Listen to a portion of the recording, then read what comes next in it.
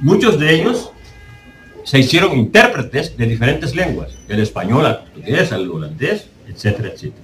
En aquel entonces, en estos parajes, el inglés no tenía ninguna clase de importancia. Los idiomas importantes eran el español y el francés. Y para el comercio, los holandeses en Curazao, Aruba y Bonaire. Pero nada de inglés, claro que sí. ¿Cómo se llama que atacó a Rivera? Francis Drake, ¿no? Francis Drake, ¿no fue? Sí. Rivera y atacó Cartagena, ¿no? Inglés. Las cosas extrañas son que, por ejemplo, a este señor, que era un bandido, era un pirata, era un ladrón, era un asesino, la reina de Inglaterra le llamó Sir, le dio el título de Sir Francis Drake. Bueno, así pasó con la Holanda también, no creo. Son cosas que pasan, ¿no? Y también con los mismos españoles. Debemos tener en cuenta, por ejemplo, que los españoles no hicieron nada bien acá. Al contrario, acabaron con muchas culturas nuestras, acabaron con muchos idiomas, ¿no? Y todavía hay mucha gente que dice la madre patria. ¿Ah? ¿Qué madre patria es esa? Ah, qué madre. En Paquemento tenemos un buen nombre para una madre así. Le llamamos Mama Calacuna. Un calacuna es un pavo. Ay, yo no sé por qué decimos Mama Calacuna, si es que los pavos matan a sus pavitos. No sé. Pero es una Mama Calacuna. Ay, caray. Bueno, es un hecho que el papiamento también se afianzó dentro de la comunidad judía. Algunos eruditos le asignan un papel importante a los judíos de habla portuguesa que emigraron a Curazao en la formación del papiamento. Otros investigadores opinan que, como los esclavos de Curazao los superaban en número, es más probable que los judíos aprendieran papiamento de los esclavos, y no al contrario. O sea, porque el papiamento era la lengua de los esclavos. Otros también han señalado que los judíos de habla portuguesa renunciaron a su propio idioma por el papiamento. Una posible explicación para esto es que los judíos constituían una pequeña porción de la población. Por lo tanto, es bien posible que su propio idioma fuera absorbido por un idioma relacionado, como lo es el papiamento. Porque debemos tener en cuenta que el papiamento, la primera base del papiamento fue el portugués, lo que llamamos el criollo, proto-criollo afro-portugués. Ya eso sería como para otra conferencia. Cómo los portugueses llegaron a África, colonizaron parte de la parte occidental de África, y de esa relación entre portugueses y africanos fueron naciendo idiomas, lenguas francas, digamos, ¿no? Que después se llamaron pidgin, y de allí nacieron las lenguas criollas, ¿no? Así que pero eso ya sería para otra conferencia. Tenemos tantas conferencias que podríamos presentar acá, muy interesantes. Bueno, como la de mañana va a ser un testamento en papiamento. Luego la Biblia, y así, libros de lectura en papiamento, libros de aprendizaje de la gramática del papiamento. Eso fue lo que hizo la Iglesia Católica. Y el hecho de que la Iglesia Católica educara a los esclavos en papiamento y publicara libros en papiamento, hizo que el idioma se desarrollara y eventualmente se convirtiera en un idioma de alto estatus.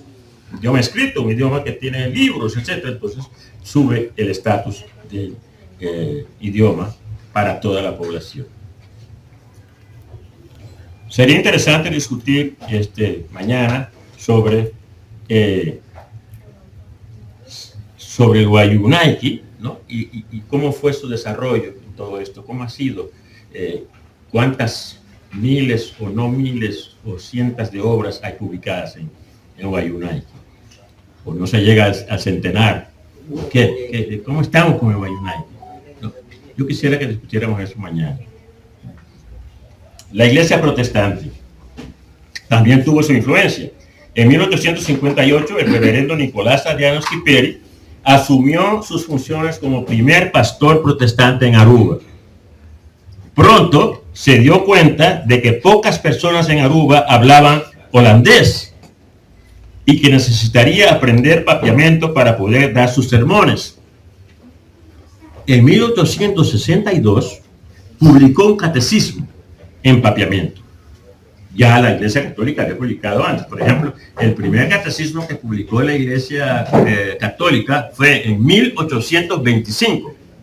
En papiamento. Y después en 26, en el 27, en el 28, y así consecutivamente siguió publicando, ¿no? Como también diccionarios. La Iglesia Católica publicó diccionarios en el siglo XIX ya en papiamento, como papiamento holandés, español. El español era muy importante, ¿no? El español. Ahora menos, pero antes, en esa época era muy importante.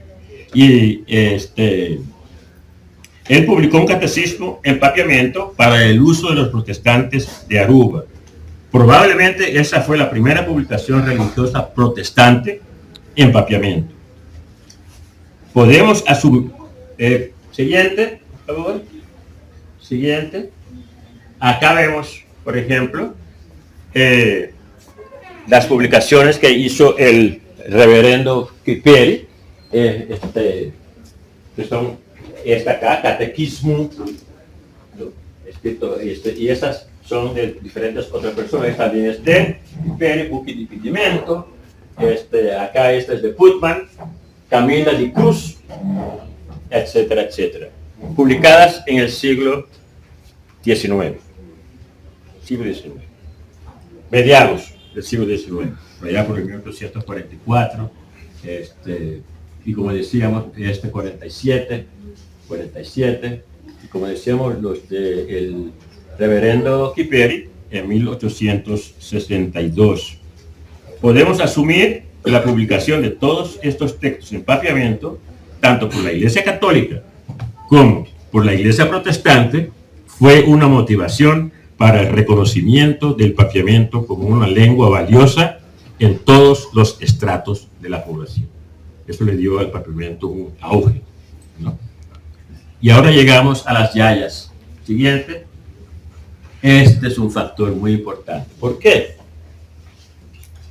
Porque las yayas forman uno de los factores más importantes en la formación del papiamento y en el valor que se le dio al idioma.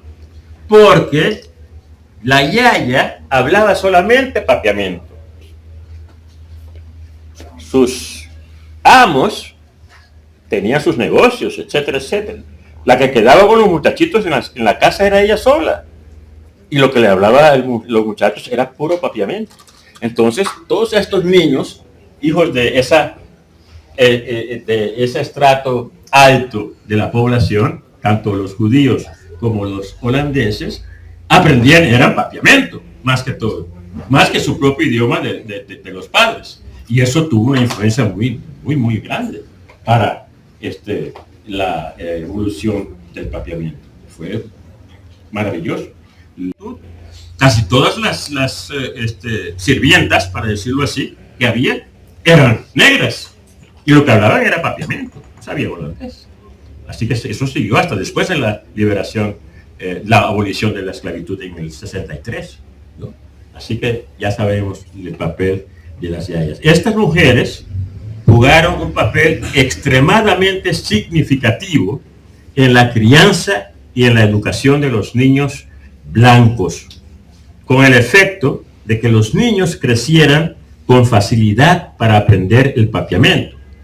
Y efectivamente lo aprendieron y lo hicieron suyo. Las yayas pueden considerarse como el vínculo afectivo entre blancos y negros, y un factor importantísimo en el desarrollo de muchas características culturales de nuestras islas, porque fue pasando de una generación a otra. Muchos de nuestras expresiones culturales son africanas. Nuestra música es por lo general africana, ¿no? Se usa el tambor, ¿no? se usa lo que se llama, en inglés lo llaman call and response, o sea, tenemos el pregón y tenemos el coro. Los que saben de música a lo mejor entienden lo que estoy diciendo, o sea, y lo tenemos también en el vallenato, por ejemplo. Lo tenemos en la rumba, en la guaracha, en el mambo, todo eso. Tienen esa forma de pregón y coro. Llamadores. Y eso es típicamente africano. Eso de pregón y coro. ¿Ya? Por último, en cuanto a lo que tuvo influencia sobre el papiamiento, la lengua indígena. La lengua indígena. Vamos a la siguiente. El caquetillo. Esa es la lengua indígena de Aruba, Bonaire y Curazao y de gran parte, esto lo vamos a ver mañana, de gran parte de Venezuela, la península del Paraguaná, el estado Lara en parte, etcétera, etcétera. Esta lengua ya no existe. Una de las tantas lenguas que por influencia europea se perdieron, se nos fueron, lamentablemente, ¿no? La lengua indígena que se hablaba en Aruba, Bonaire y Curazao era el caquetillo, una lengua arawak. Los primeros esclavos africanos y también los esclavos liberados estuvieron en contacto con estos indígenas caquetillos. Tanto es así que en este libro, que se llama Indios caquetillos en Curazao durante la época colonial, y palabras en caquetillo en el idioma papiamento. Algunos nombres de animales y plantas en papiamento. Lo vamos a ver ahorita. Y los indígenas, había lo que conocemos como padrinazgo.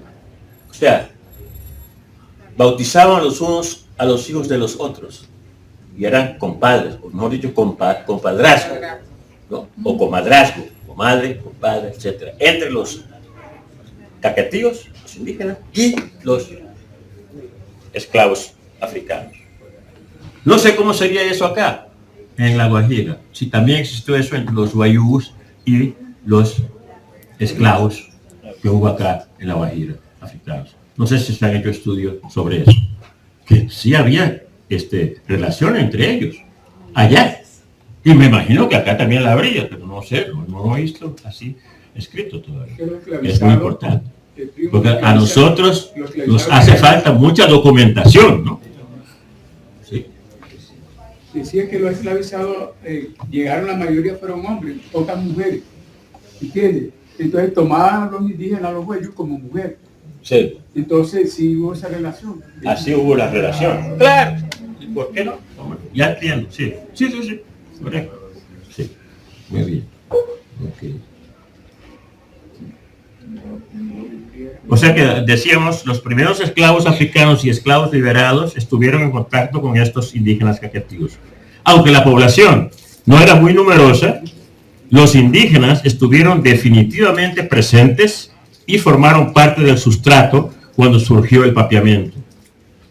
Existen numerosos ejemplos de contactos entre la gente de descendencia indígena y la de descendencia africana a finales del siglo XVII y en el siglo XVIII, que se encontraron en los primeros registros de la Iglesia Católica. En Aruba mantuvieron su identidad como grupo separado. Siguiente. Aquí vemos cómo era el contacto entre las islas. Acá la parte de Venezuela, la península de Paraguaná, etcétera, ¿no? Porque recuerden que eran cayucos, canoas, ¿no? Entonces, para poder moverse de un lado tendrían que ver cómo estaba el viento, etcétera, etcétera, ¿no? No era tan fácil tampoco decir, no, voy de Aruba a Curazao, porque recuerden que allá como acá sopla el alisio, ¿no? Durante todo el año, y es muchas veces difícil ir en barco de Aruba a Curazao, lo que está al este. Y así, pero hacían sus travesías, ¿no? A su manera. Y así existía el contacto. entre las diferentes islas y su población indígena. ¿Ya? Hay muchas palabras del caquetío que sobreviven en Papiamento. Hubo muchos contactos entre los caquetíos de Curazao y los de Alto Vista. Los que estuvieron esta mañana acá vieron que el señor Pedro compró su casa en Alto Vista, ¿recuerdan? En Aruba. La influencia del caquetío en el Papiamento es pequeña, pero definitivamente hay muchas palabras originales del caquetío o arawak en Papiamento. Generalmente son nombres de plantas y animales locales y topónimos. Como vamos a ver, siguiente, aquí están. Siguiente. Por ejemplo, estas son palabras del caquetío, o mejor dicho, del arawak, porque hay palabras acá que no son caquetíos, sino taínas, el taíno, que era una lengua mucho más extensa que el caquetío, ¿no? Toda Cuba, República Dominicana, Haití y Puerto Rico era taíno. Ahora, los taínos, sabemos que viajaron del Amazonas, salieron por Venezuela, Margarita, y recorrieron todas las islas hasta llegar a Cuba. Y por eso era un idioma bastante extenso, el taíno, que también se perdió, lamentablemente. Pero ahora se está como que recuperando, tratando de que se recupere otra vez, pero es difícil. Bueno, aquí tenemos algunas palabras, no vamos a verlas todas, pero por ejemplo el cuiji, ¿no? Es el trupillo, lo que aquí llamamos trupillo. Decimos cuiji, una palabra saquetilla. La yuca es yuca, el guayacán, ¿no?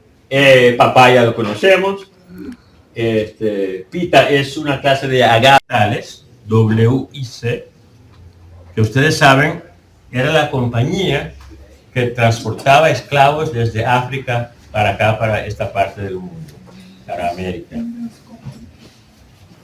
La Compañía de las Indias Occidentales, que era una compañía holandesa.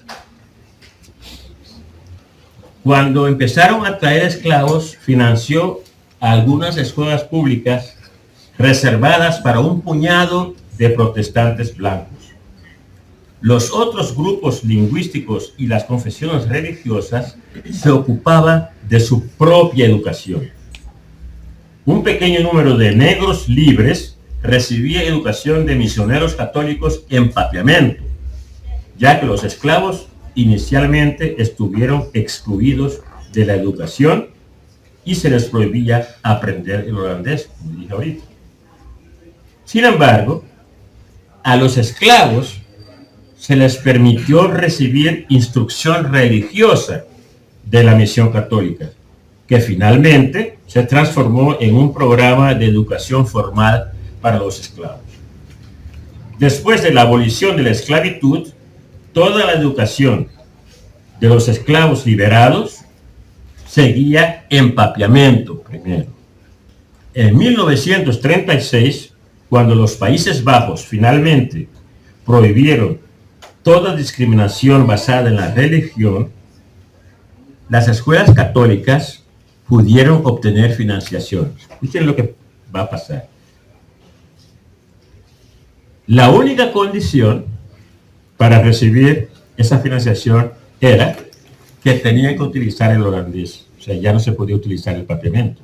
Era una exigencia. Te doy financiación, pero tienes que dar las clases en holandés. Y desde allí para acá hemos venido con los problemas. Porque el holandés no es el idioma de nuestra sociedad, es el Papiamento, ¿no?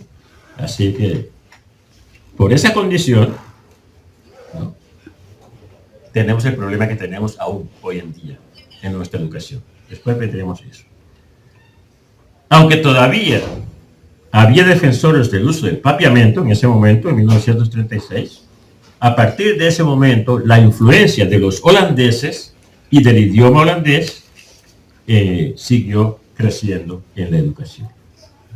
Siguiente, la aceptación general del holandés como único medio de instrucción comenzó a disminuir en la década de los 60. O sea, del 36, 40 hasta los años 60, todo era holandés, francés. Cuando nosotros empezamos a ir a estudiar a Holanda, estudiábamos, cuando regresábamos, veníamos como con más ímpetu por nuestro propio idioma, más que el propio holandés, en los años 60. Fue cuando empezó pues la lucha porque el papiamento tuviera que estar en la educación, que todavía estamos llevando, en Aruba en todo caso, ¿no? Todavía estamos llevando. ¿Por qué? Porque los profesores que nosotros teníamos en primera instancia eran todos holandeses, nos daban en holandés, pero después vinieron, como yo, regresó nuestra propia gente de hacer sus estudios y con el pensamiento de que, bueno, ¿y yo por qué tengo que enseñarle a Clifford en holandés? Nosotros hablamos de papiamento. ¿Por qué tengo yo que enseñarle en holandés? Y tengo que enseñarles el papiamento. Entonces empezó ese auge por la lucha del papiamento en la educación. A través de sus sindicatos, estos locales se convirtieron en una poderosa voz política,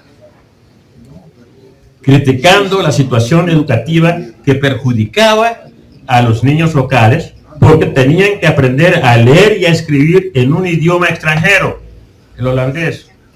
No es el idioma de nosotros, un idioma extranjero. Para un niño nuestro, el holandés es como si fuera inglés o chino o español. Al contrario, podemos hasta decir que más sabe un niño en Aruba de español o inglés que de holandés. Sin embargo, va a la escuela y va a estudiarse en holandés. Es algo recíproco. Yo, en Aruba, Bonaire y Curazao, con nuestros niños, es un crimen. Es un crimen, ¿no? Contra la humanidad de nuestros niños. Porque se les quiere imponer un idioma que no es el idioma que tienen acá en su mente. Y en su corazón. ¿No? Siendo que un niño tiene que estudiarse en su propio idioma, con el idioma que viene de su casa. Seguir, que siga desarrollando ese idioma, no en otro idioma. Yo siempre pongo esto cuando hablo sobre esta cuestión del el idioma en la educación.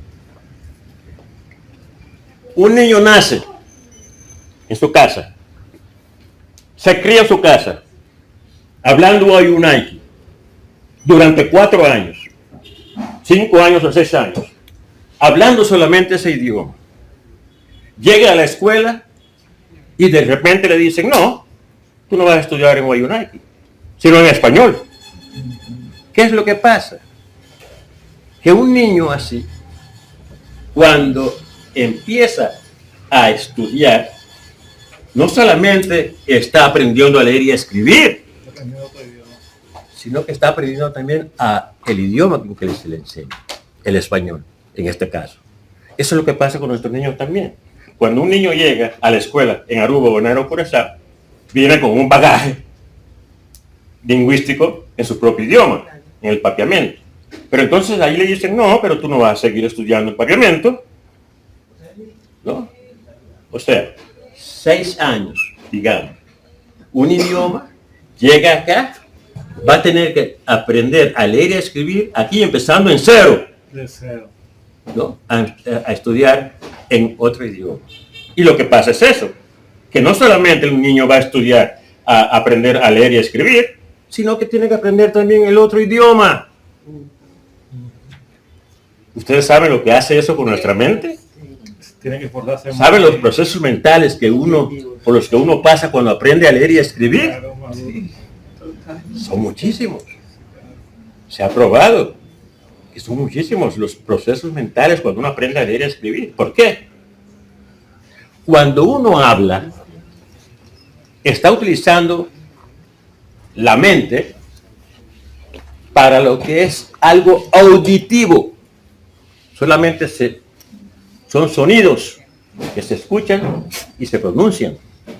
Cuando uno pasa de esa etapa de audición a la etapa de escribir un signo que representa un sonido, estamos pasando a una etapa visual, que es una cosa diferente. La audición a la visión. No es fácil eso mentalmente. Y entonces, ¿qué tal que ni siquiera sé nuestro propio idioma? Si no es un idioma nuevo que yo voy a tener que aprender en ese momento. Josh tiene razón. Es un crimen contra la humanidad del niño. Contra las raíces. ¿No? Así que, bueno, ¿qué se va a hacer? En todo caso, A todos, de verdad que es un privilegio para mí este espacio. Gracias a Marisabel, a Clifford Rosa, a Fundación El Rancho, al Banco de la República, a todos sus trabajadores, a todo su equipo de trabajo. Maestro, bueno, aquí tenemos un pequeño obsequio y homenaje para usted, un reconocimiento. Otro. Otro. Que se lo merece y es el arranque de mi sueño. Permítame leer. El Fondo Mixto para la Promoción de la Cultura y las Artes de La Guajira rinde homenaje al investigador Ramón Todd por sus invaluables aportes académicos, culturales y lingüísticos en el estudio de la identidad indígena y caribeña. Dado en Riohacha, La Guajira, el 11 de septiembre de 2024, firma Larry Iguarán Vergara, gerente del Fondo Mixto de Cultura.